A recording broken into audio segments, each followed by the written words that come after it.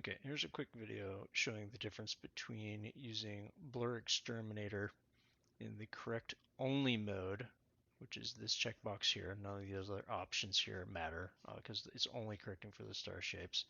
The difference between doing this before you do a RGB combination and then doing your full BlurXterminator versus doing the correction after combining or even just as a part of the full BlurXterminator run. So this is an image where I did the RGB combine after correcting the red, green, and blue masters individually with the correct only setting of BlurXterminator. This is the version where I did no individual correction step, but I just simply ran the BlurXterminator in its full mode, which looks like this. This is default settings after doing an RGB combination. And the differences are subtle, but they are present. So pay attention to the star spikes. These are fairly sharp, defined, clean. There is no real significant color noise fringing around them.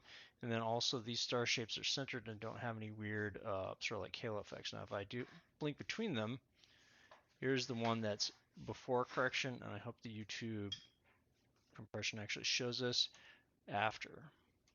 So you see that it gets a little bit more fuzzy looking if you don't do the correction before your RGB combine. Also, there are more color artifacts that seem to be introduced. The stars look less centered, they're fuzzier, and there's a bit less of a matchup as far as the color.